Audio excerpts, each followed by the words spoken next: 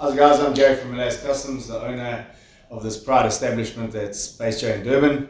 Just telling you a little bit about what our business does and where the future of Malays is hopefully going to be going.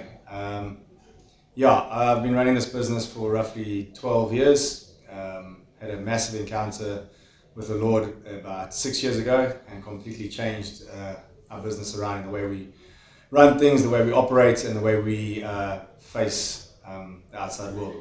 Our business is based around kingdom, everything we do. And God's laid on my heart and my team for us to set Durban back on fire for Jesus, redeem it, take back the city for Jesus. And we are embarking on a journey of where we're going to take our city back and revive and make Durban lacquer again. Growing up in this city, it was always the greatest city in the country at the time. You know, all the foreigners were coming to Durban. Cape Town wasn't a big tourist attraction. Joburg has never been a big tourist attraction. And Durban was the place to be, and slowly that just fell away. I remember as a child going to things like Speedway with my dad, the Durban Tattoo, like the Gunston 500, all these awesome things that used to happen in Durban that just, for whatever reason, fell away, and Durban's just kind of become this grimy, pit of hopelessness, if you will. And we know that it's not meant to be that way, and God's created it to be a shining light in this country, and our mission is to make Durban great again. Part of what we do at Malays is we run a men's ministry. On a Tuesday morning, we do outreach to homeless guys in the city.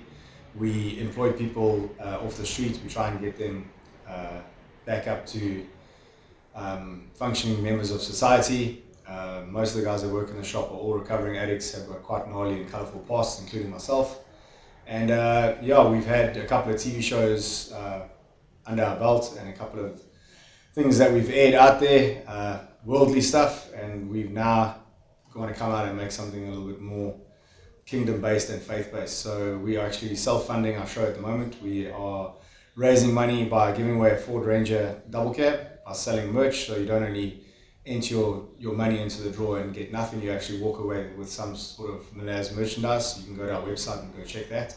Show Ponies is a Netflix reality TV show that we're going to be doing around what we do at the custom shop, at the media house, the events we put on, the ministries that we work with within the city, with the guys at the different churches and the homeless guys in the area, and people that are just getting involved in Durban on the same wavelength, with the same mission.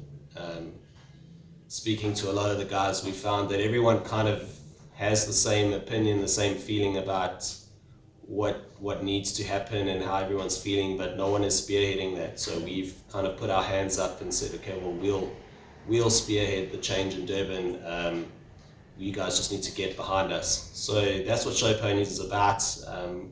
We're self-funding it so that our message of Christ can get through all the filters that Netflix are going to put in the way. It's quite an expensive mission that we're trying to do. So we need all the help and support that we can get along the way. The problem is always not only money that we need for the guys out there. There's a lot of other stuff that people can get involved with. People's time, just stopping and talking to someone, asking their name, makes a hell of a difference in the world to someone that you've stopped and actually, first of all, noticing that they're there and they are seen and they're not just a figment of people's imagination. Giving them a bit of dignity back and just acknowledging them that they still are human beings and people care about them. So we don't give out money, we give out our time. Most of it is just spending time with guys, sharing a meal, sharing a coffee, and actually just listening to the guy's story. We want to use the funding and the money that we get, obviously, to fund feeding schemes, clothing schemes, the school that we want to build up here, where we teach guys skills and developments to get them back into jobs, giving them skills to possibly self-employ themselves and just give them hope again. And our heart is really just to make Durban lacquer again.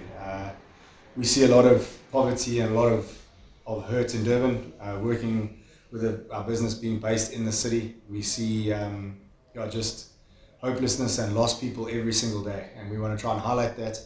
And the reason behind the show is that we can then escalate this and get it into many people's houses and lounges and stuff, so that people can also be aware of the problem as well. Durban has got the greatest potential, I think, in the world. People used to holiday here from Cape Town, from all over the world. It used to be the destination and holiday spot. It's lost that for quite a while now, and we think that the potential for Durban to be the greatest city in the continent is definitely there, and we want to charge forward and show people how lekker Durban is and how great Durban can be again. We just want to get you guys pulling together in the same direction with us. The more people that get behind what we're doing and behind the concept of making Durban great again, the better it is for everyone.